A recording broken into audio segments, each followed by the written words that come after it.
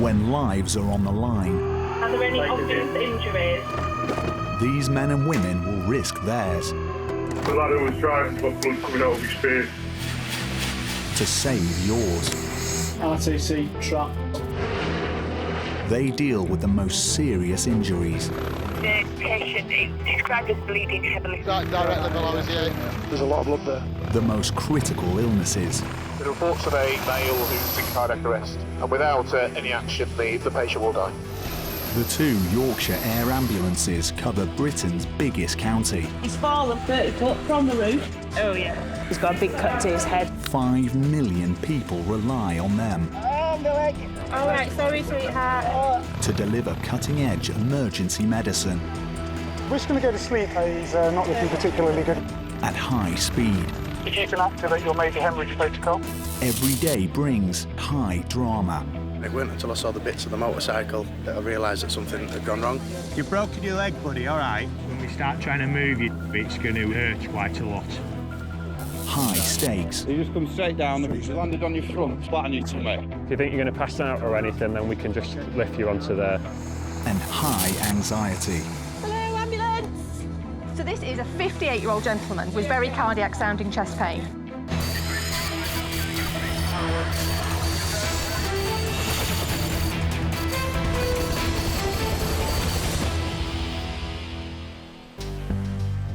It's early afternoon at Air Ambulance HQ, and a motorist is on the line to 999 operators.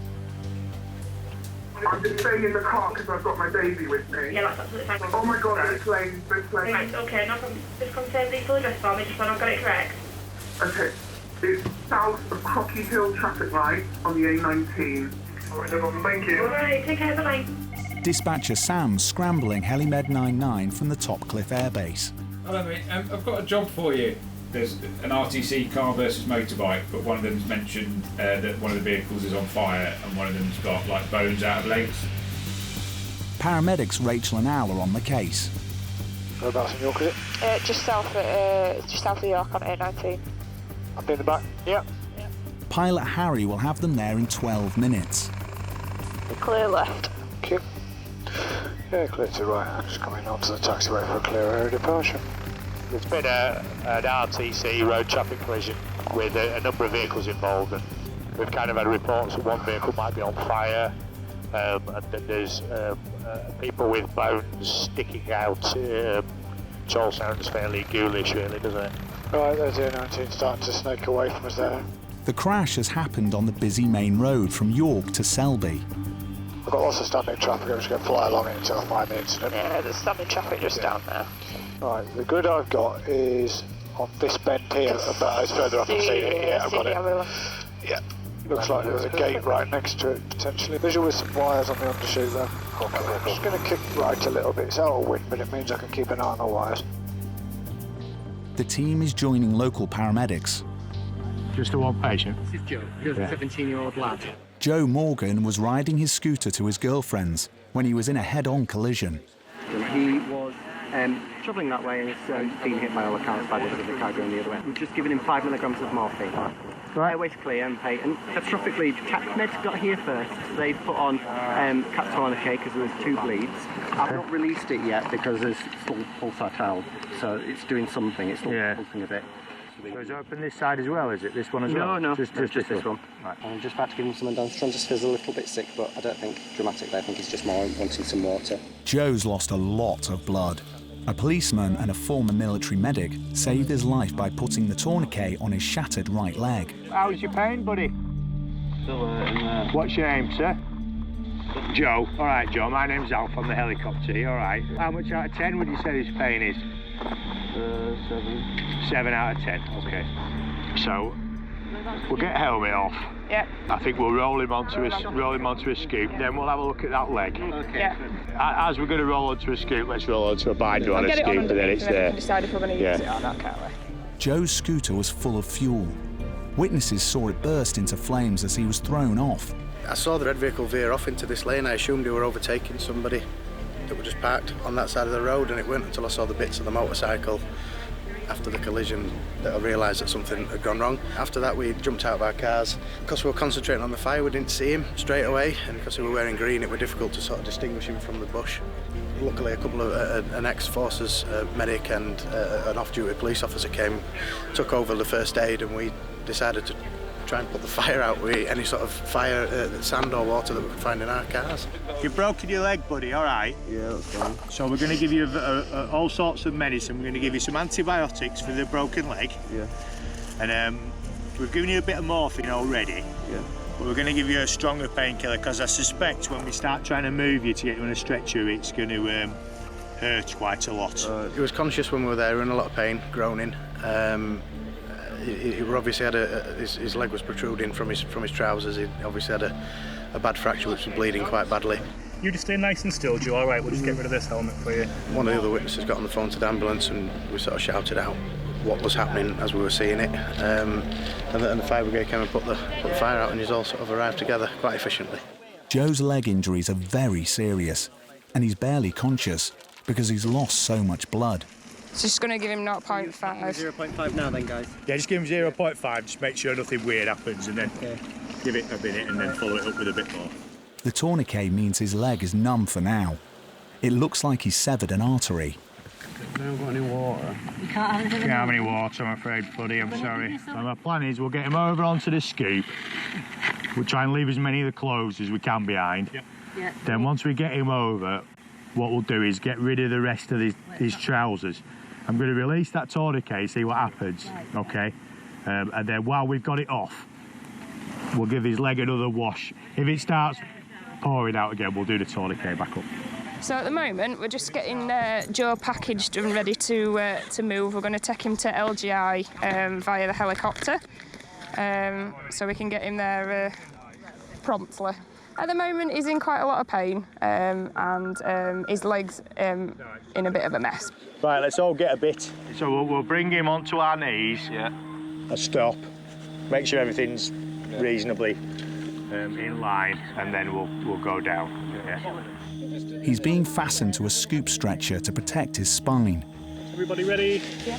So on roll. Ready, steady, roll. Oh! That's it, well done. Well done. Okay. Right, let's straighten him up now as quick as we can. Special dressings designed to prevent blood loss are being put on his leg. Right, if we can lift his leg up a little bit and just get everything out from underneath. That's it. Girlfriend's not really. His worried girlfriend is ringing. And she'll understand. They're irrigating his wounds with saline to reduce the risk of infection. There's another hole in there just there. Joe's condition remains critical, but he's still talking. I'm off in the helicopter. You are soon. What did he say? I was getting a ketamine out, I thought. Bless him. This splint will prevent broken bone fragments causing more blood loss. As well as the deep wounds, Joe has several broken bones in his right leg that need to be splinted. Okay, give it some traction. Right, you ready? Just going to put a bit of pressure on your legs now, Joe. Try and get it nice and straight, okay? Oh! Okay, Well done. Are you happy at that? Do you want a bit more? Well done. Happy? Okay, Joe? You all right? Brilliant. They're both the same length. Deep breathing. Okay, well done. Pretty much, yeah. They are. Oh, leg. Time is of the essence. His wounds will require major surgery.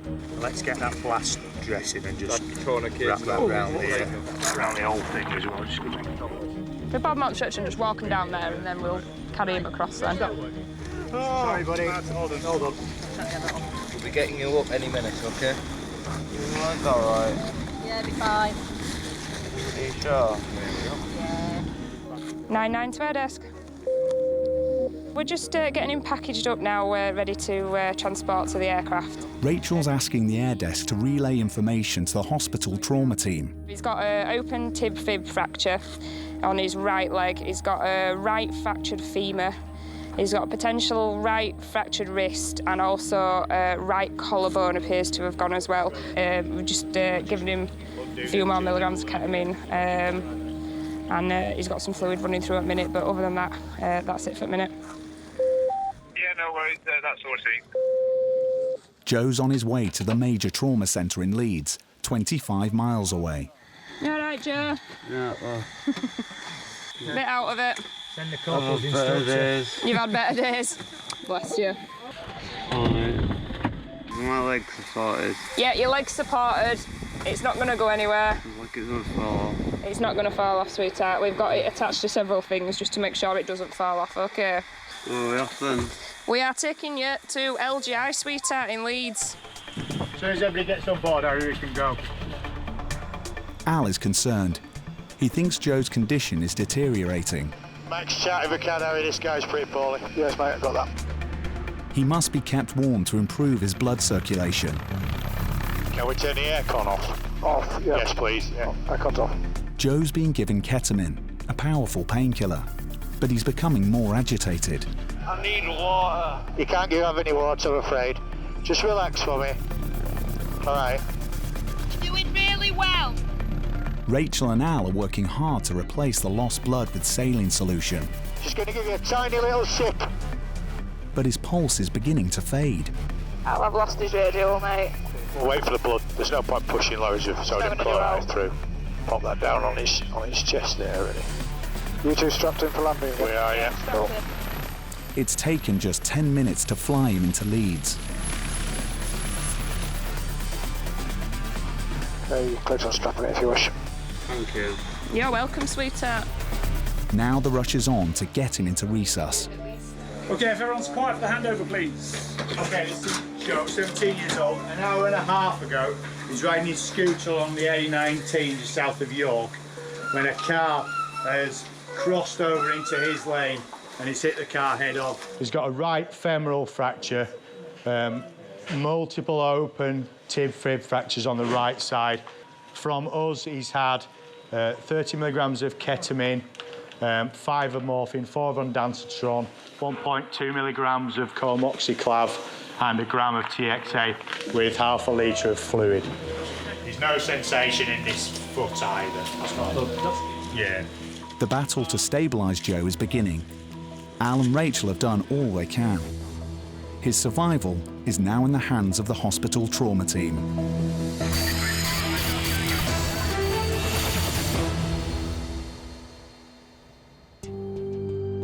It's rush hour in Yorkshire, and the roads are packed with commuters. 10 miles, 19 minutes, normal road speed. But at the Nostell Air Base, the team are preparing to take off. Is anything on scene? I think there's an off-duty nurse there that said he's got a weak pulse, abdominal pain, and something about his legs in wrong direction. That doesn't sound good. No. There's been a serious crash in South Yorkshire. 98 Alpha, Doncaster Red Dog, good evening. Good evening, H145, we've got 5 on board, routing to the junction of the M1, M18, and looking for a basic service, please. Dr. Tim and paramedics Lisa and Pete will be there in 10 minutes. We're on the way just to the south-east of Sheffield for a road traffic accident. We've got reports that there possibly been abdominal and a leg injury and a weak pulse, which can be quite serious. Unfortunately, the calls come from the police and there's no other 999 resources there at the moment, so we haven't got any actual clinical update. Right, you've got the M18, the M1 there, just coming towards us. Yeah. And there's blue lights. Yeah, visual. Cool. I was thinking this field on the other side of the road. What, where the blue lights link around the corner? Yeah, so I think what we'll do is come around over the town and put the hizzle on the landing site. Yeah. And then straight in from there. I'm happy with the site initially. Pilot Elaine is using her local knowledge and the chopper's searchlight to find a safe place to land. Right, we've got wires running on the left-hand side of the road. Pete's looking for hazards too. Where are you thinking of going here? Yeah. She's inching Helimed 98 down. Absolutely. Keep it there for me a minute. Yeah. Alright, off go. Okay, clear to go. There are 2 patients. One car ran into the back of another. What's your name? Wayne. Wayne. Okay. Do you remember what happened, Wayne? I coached the car and thought she was turning right. Right. She didn't go. So you went into the back of her? And I ran straight into the back of her. Right, okay. Are you hurting anywhere? Pulse, my friend. Yeah. Where are you hurting? My stomach. Right. Have you lost consciousness at all, or have you been awake throughout? Right, I'll just have a little look. Oh. Have you still got your belt on? About 100. An off-duty nurse has been caring for Wayne and monitoring his heart rate. Yeah, it has gone down. It was at about 120 when I first took it. So you've got out of the car and walked, have you, to here, Yeah, and then laid yourself down? It's feared he has an abdominal injury. Take a nice big deep breath. Any pain anywhere when you take a deep breath? Yeah, in my stomach. Have you got any pain down here? A little bit. It starts from back there. Up to the back. I just need to undo a zip on your pants. Abdominal pain can be a sign of internal bleeding, and he's been lying here in icy conditions for almost half an hour. Right, OK. Is it all widespread in your tummy? Yeah. Oh, God. Just there? Yeah. OK. Cold has a very serious effect on injured trauma patients because the cold, apart from sort of not feeling very nice, it actually makes you bleed a lot more. It makes drugs behave differently. It's just generally bad for you. So it's important to try and get him a nice warm ambulance as soon as possible. We don't want his body temperature dropping any more than that's strictly unavoidable. It was a major impact. Wayne's car hit another from behind. Apparently there's another walking wounded lady in the police car. You could have sort of have a quick look at that lady and see if there's anything that we need Sure. if we have to chase anything. And is there an ambulance going to be allocated? No, there's no one in South Yorkshire. We're on our own. I'll go No ambulance. They're on their own. Local ground crews are stretched to the limit tonight. Tim's examining the other casualty. Hello there. I'm Tim. I'm one of the doctors on the air ambulance. It doesn't appear it was Anne's fault. So how's your neck feeling? It wasn't when it happened, Yeah. but now it's hurting all the way down and across the bottom. You're definitely going to have some muscular injury from that, some whiplash, I've been to basically. the gym. So can you put your chin on your chest for me? Can you turn your head right back, look up at the top of the car? Where's that sore? Yeah, that hurts. That lady seems to me to be sort of basically okay, but she seems to have some sort of whiplash type injuries. So I think she's going to need a checkup in hospital because her neck and the middle of her back are a little bit sore, but it doesn't seem to me to be sore enough to be like a break or anything like that. She seems happy enough. So I think for now, we'll leave her in the nice warm car, have a bit of more of a look at her later on, and I think we need to probably concentrate on the other gentleman at the moment. Right, if you hold on to this, and then you just put that in your mouth and suck till you hear that noise that I just made with it. Suck hard, like you're sucking up a straw, that's it, brilliant. Lisa's giving Wayne gas and air for his pain. Is there still nobody allocated? Nobody allocated, so we're going to take this gent. Yeah. There's a female patient with neck pain in the back of the police car who's mobilised since. Right, OK. You do realise I'm scared stiff for flying and bleeding. It's all right, don't worry about it. I picked the wrong job, didn't I? Although Wayne's alert enough to worry about flying, he could still have serious internal injuries. That's it. Well done, that's it, that's the worst bit done now. Is that gas and air helping? Here you go. It feels, it's across my stomach, it's stronger on my left hand side, just under that bit, that is bloody killing. The team are preparing to fly Wayne to Sheffield. Anne, the other patient, will be driven to A&E by her partner. So we've got a 47-year-old male. About an hour ago, he's been involved in an RTC. He's rear shunted a car, travelling at about 15-20 mile an hour. He said he did have his seatbelt on, but the police are suspecting he didn't. He self-extricated and then laid himself down on the floor. His injuries, he's just complaining of epigastric, lumbar area pain. We'll be with you in about 10 minutes. So wait, it's going to be very loud, okay? Yeah. Just for 10 minutes, yeah? Yeah, I know. All right. Okay, clear your way, mate. Clear out left. Cheers. Wisen the wing farm out to the 2 o'clock. Cheers. Air Strom 98, we've lifted scene en route to Northern General. Over. Obviously, it's very difficult to fully assess a patient by the side of the road in the dark and the wet. So this gentleman's going to the Northern General Major Trauma Centre, and then he'll get a proper top-to-toe doctors in the nice warm resource bay. A full trauma team is awaiting Wayne's arrival at the Northern General Hospital. Air Strom 98, we're on finals for Northern General. Over. Elaine's making sure he has a soft landing. Perfect. Lovely. Are we down yet? 99, landing Northern General. Wayne's heading in for scans and x-rays, and possibly a police breath test. Heart disease is one of Britain's biggest killers. 40,000 people die every year. And if you're having a heart attack, Speed is one of the few things that may save your life. Okay, engines both to fire. And guarded.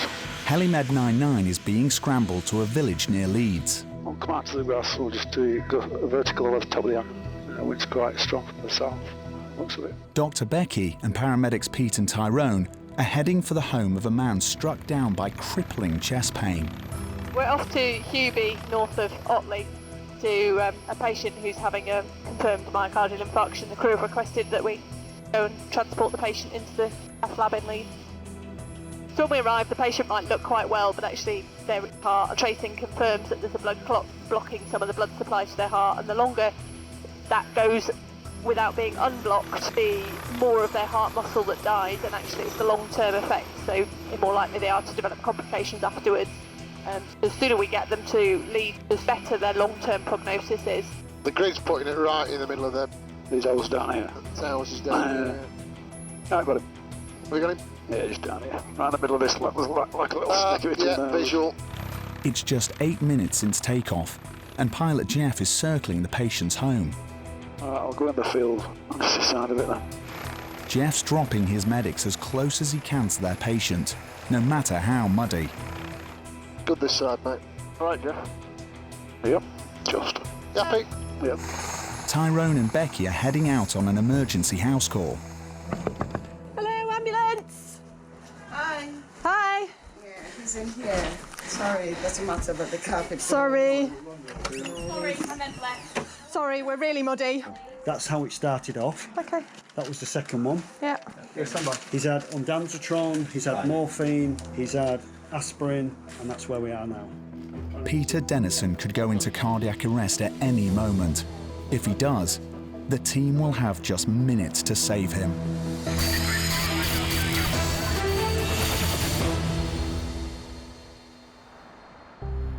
In a village in North Yorkshire, Dr. Becky and the team have been called to the victim of a heart attack, who's showing unusual symptoms. He's been doing some exercise, which he regularly does, and he's been doing some press-ups. Had some breakfast, and then started with central chest pain, which was crushing in nature, standing on his chest. Peter Dennison's ECG trace showed signs of a heart attack when paramedics arrived. Unusually, he's now feeling better. Pain score 8 out of 10, down to 1 out of 10 now. Blood pressure's round about... Doesn't meet Leeds, does he? Now? Initially meets Leeds, yeah. Just now. We pretend that one doesn't exist. Becky's not so sure Peter's had a heart attack. What time was it on set? 1:45. Today? Yeah. 1 o'clock today? Okay, fine. Everything's reverted. Everything's reverted, yeah. So he's got he's clearly... Let's have a chat with Leeds. I was going to say, let's have a chat with the cath lab. Do you want PCI. to have a chat with PCI and I'll get him ready to go? Or do you want me to? And you can get him ready to go. The team were called to fly Peter to Leeds for a procedure called angioplasty, or PPCI, where clots are surgically removed from the heart.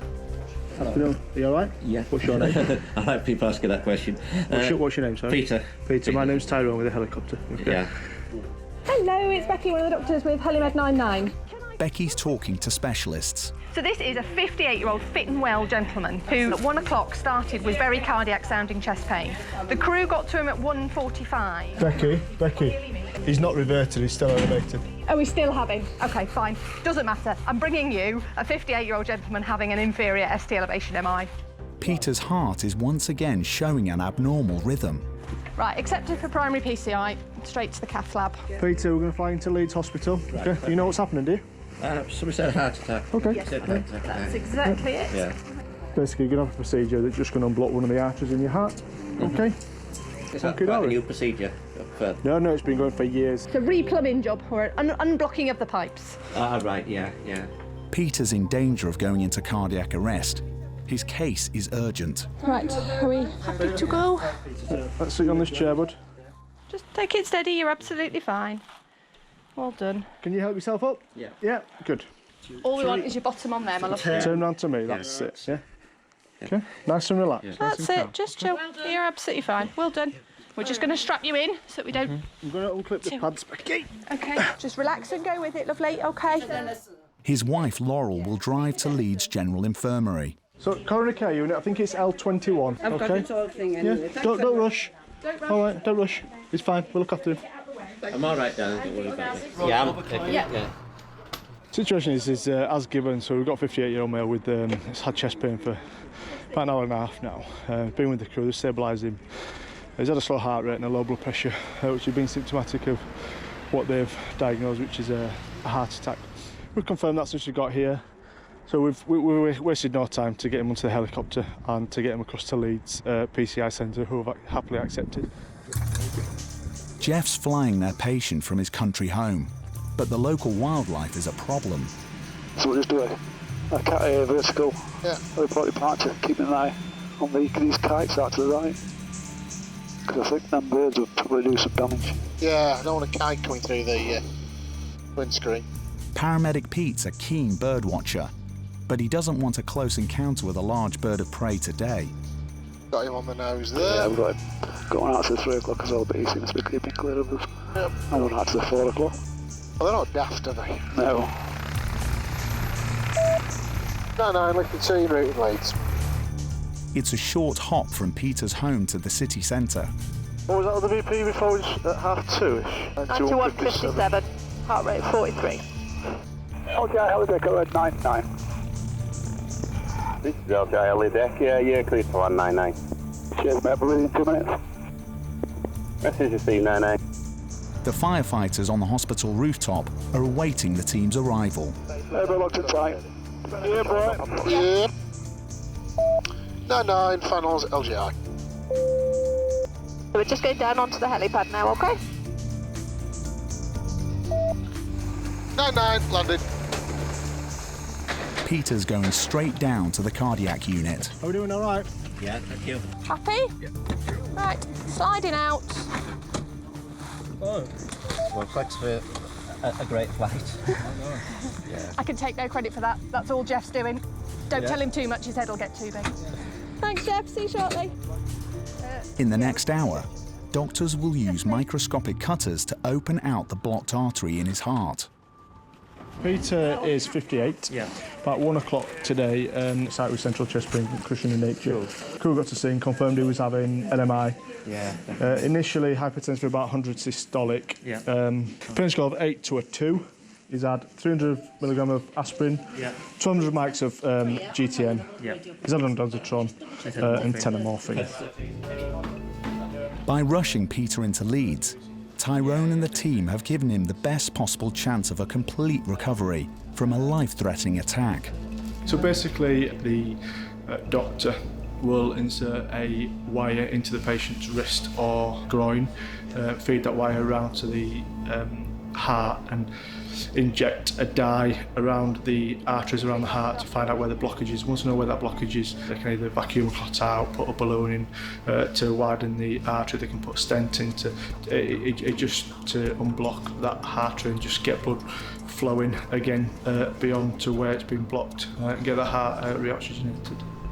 Less than half an hour after leaving his home, Peter's procedure is underway. His wife and family can only wait and hope for a good result.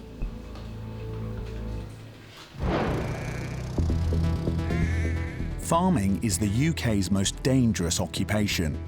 Around 30 people die each year in accidents. All in 30 foot from farming. Yeah, that sounds painful. Right, where are we off to?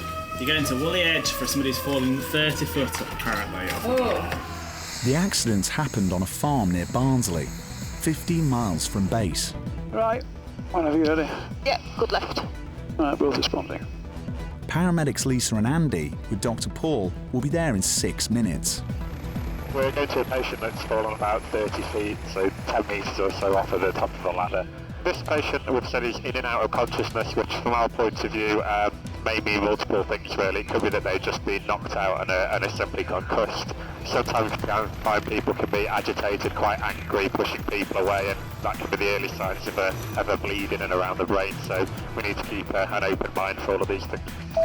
Air Desk 99 visual for landing. Roger. I think the farm complex this side of the road looks best because it's obviously flat. Yeah. So I'll put you right in the top left-hand corner there, you know where the cars are parked on the left-hand side of the road. You got the wire down the left of the aircraft. Yeah, so yeah. I'll do that. Sinking down, isn't it? Yeah, that's it. Go. I'm Air 99 with landed scene. It looks like their patient was in the process of demolishing the barn when he fell. Hi guys, how are we doing? Hiya. This is Martin. Hiya. He's Hiya, fallen Martin. from that roof. Oh, the barn. Yeah.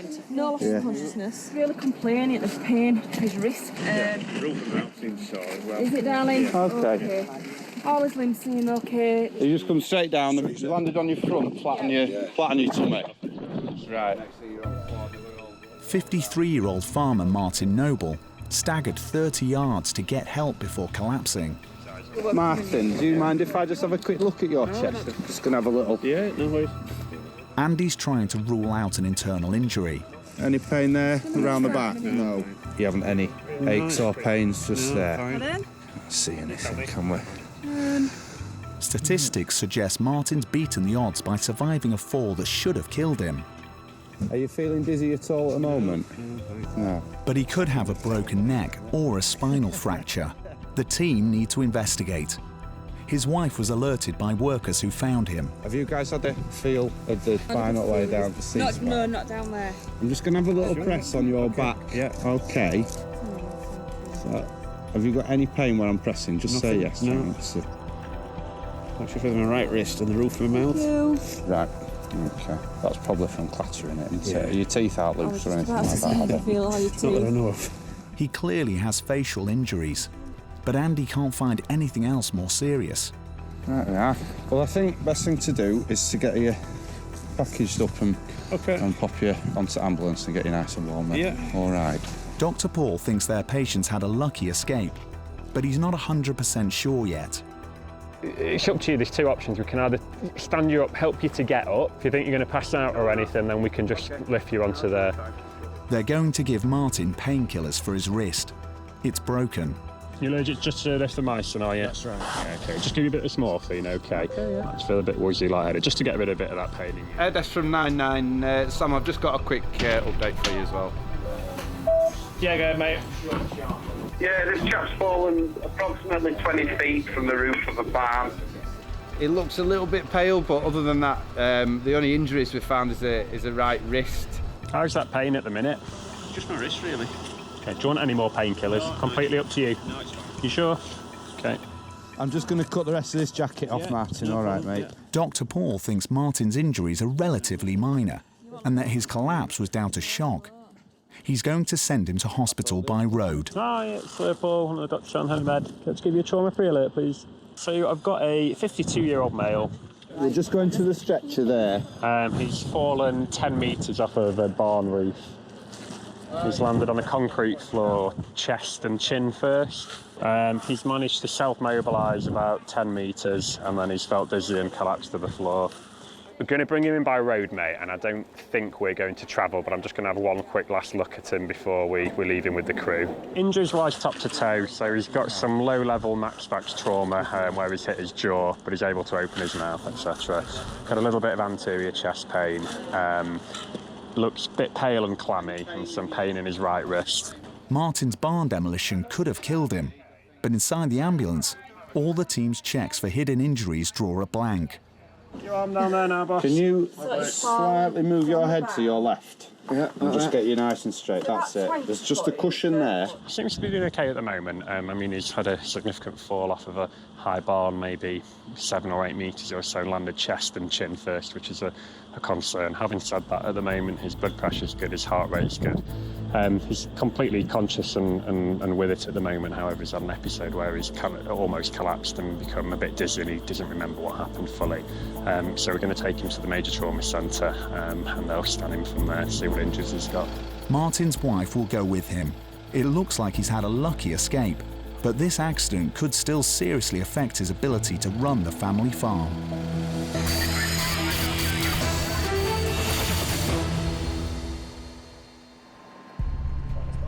Ambulance service, is the patient breathing? Every day, thousands of 999 callers are asked exactly the same questions. And is the patient conscious? They're carefully designed Okay, tell me exactly what happened. to identify the most urgent cases. All right, I'm organising help for you now. Stay on the line, I'll tell you exactly what to do next. And only the most serious are assigned to the air ambulance crew. There is a rain shower on the Pennines now, so it's not 100% we're going to get there.